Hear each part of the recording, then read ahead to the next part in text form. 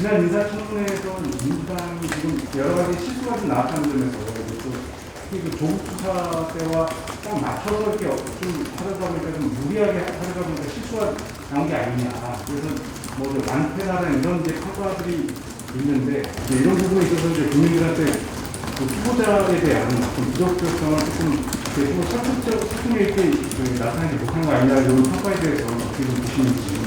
민주당의 완패라는 평가에 대한 말씀을 주셨는데 일부 그렇게 평가하는 소수의 사람들도 있었던 것 같긴 합니다. 다만 아까 모두에 말씀드린 것처럼 여론조사는 인사 부적절하다가 더 우세합니다. 이 부분을 좀 명확하게 같이 좀 고려해 주셨으면 좋겠고요.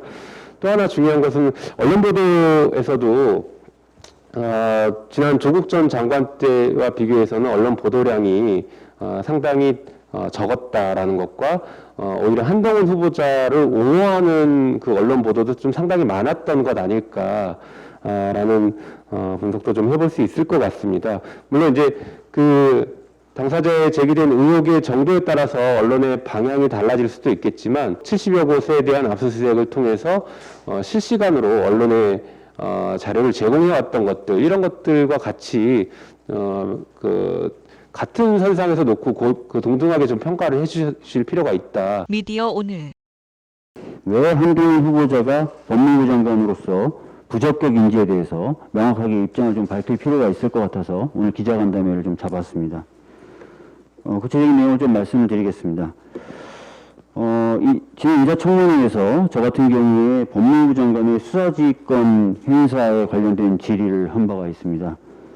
법무부 장관의 수사지휘권 행사를 통해서 실체가 드러났던 사건에 대해서 한동훈 후보자는 유무죄가 문제가 아니라 특정인을 공격하기 위한 의도가 있었던 수사 지휘였고 또 검언유착 사건의 경우에는 자신을 공격하는 수사 지휘였기 때문에 문제가 있다라는 취지의 답변을 했습니다.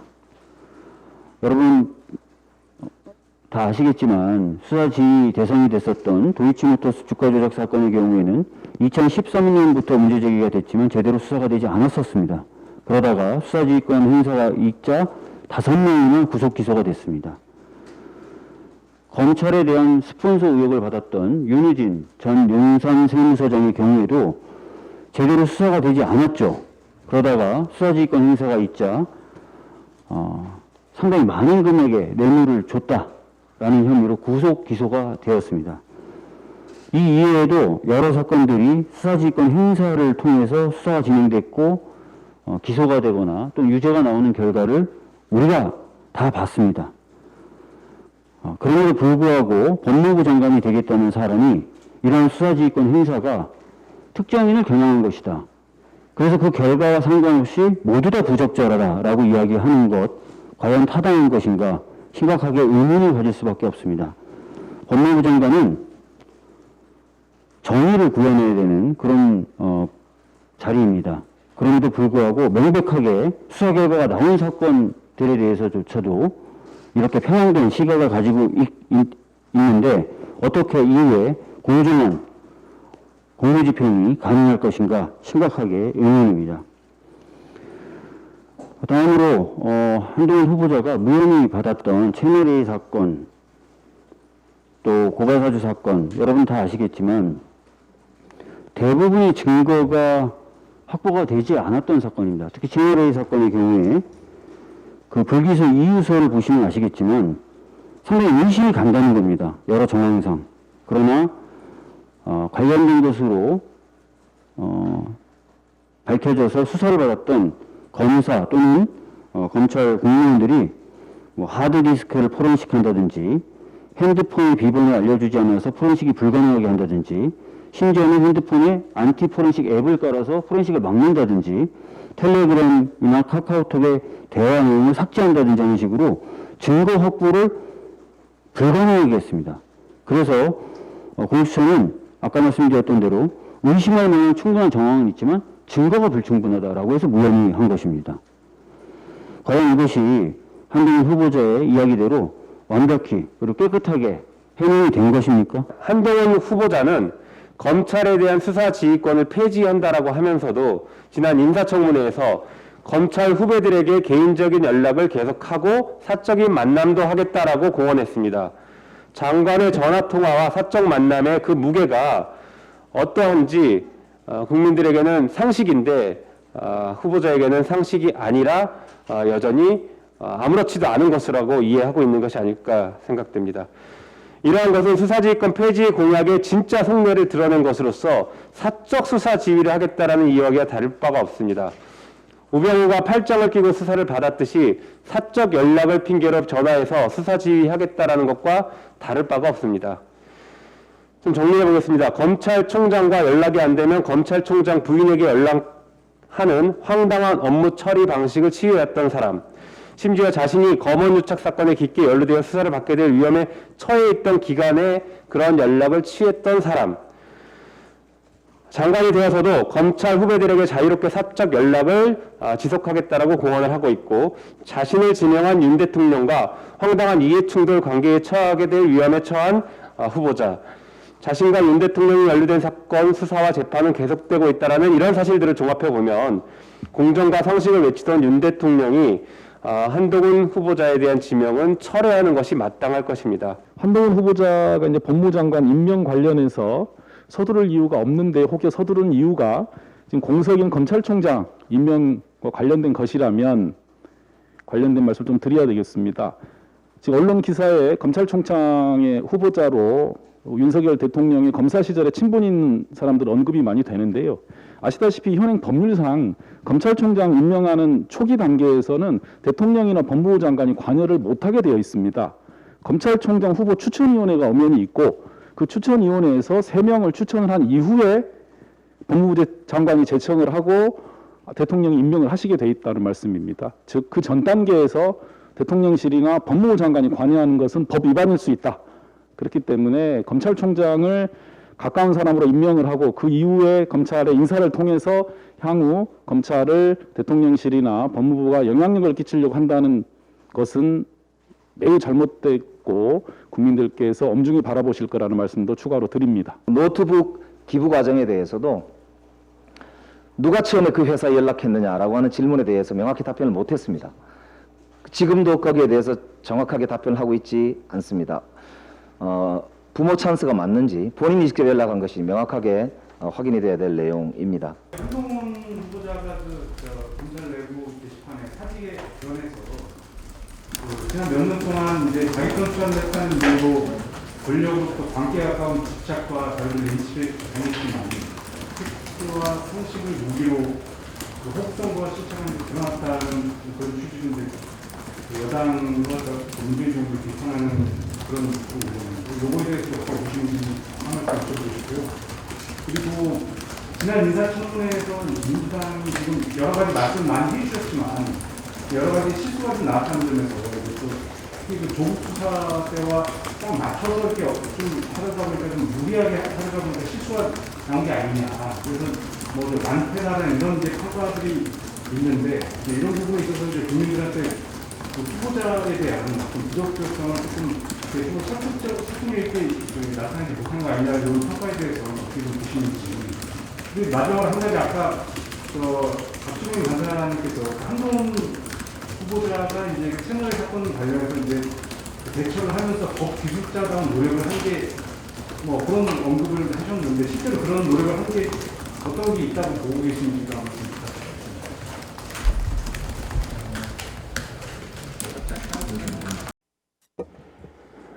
네, 제가 짧게 말씀드리겠습니다. 한동훈 후보자가 사직에 관해서 얘기했던 그 얘기들은 저는 전혀 동의할 수 없습니다.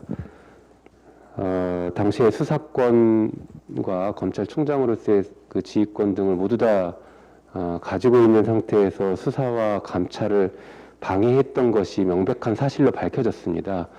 한동훈 후보자의 휴대폰이 정상적으로 포렌식돼서 확인이 됐다라고 하면 결과는 180도 달라졌을 가능성이 충분히 있다라고 생각하고, 이게 제 얘기가 아니라 인사청문회장에서 나왔던 한동수 감찰부장의 명확한 평가였습니다.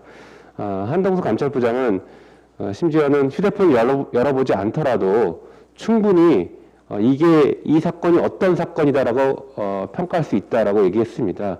몇몇 소수의 권력을 가진 검사들이 그 선거에 개입하기 위해서 저지른 범죄다라고 명확하게 평가를 하고 있고, 사건을 가장 그 자세하게 들여다본 사람으로서 그런 평가를 하고 있던 것을 저희는 좀 심각하게 받아들여야 할 거다라고 생각합니다. 마찬가지로 한동훈 후보자도 그 법기술을 적용해서 이런 식으로 빠져나간 것을 마치 본인이 아무런 죄가 없는 것처럼 평가하는 것은 향후에 역사에서 큰 죄를 짓는 것이 될 것이고, 진실은 결국에 밝혀지게 될 것이다라는 것도 분명하게 말씀드리겠습니다. 그래서 그날 청문회에서도 한동훈 후보자에 대한 특검 얘기까지 논의가 나왔던 것만큼 이 부분에 대한 후속 조치도 저희가 더 검토를 할 예정입니다. 한편 민주당의 완패라는 평가에 대한 말씀을 주셨는데, 일부 그렇게 평가하는 소수의 사람들도 있었던 것 같긴 합니다. 다만 아까 모두에 말씀드린 것처럼 여론조사는 인사 부적절하다가 더 우세합니다. 이 부분을 좀 명확하게 같이 좀 고려해 주셨으면 좋겠고요.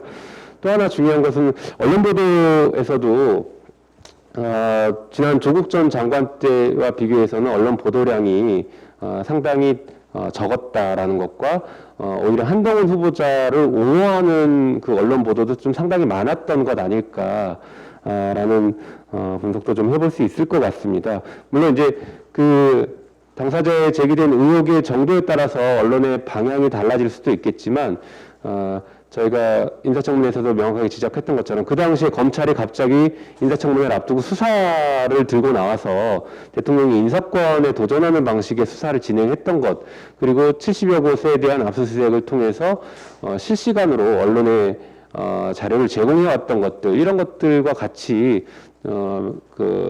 같은 선상에서 놓고 그 동등하게 좀 평가를 해주실 필요가 있다라는 것도 좀 말씀을 드리고 싶습니다. 예, 이상입니다.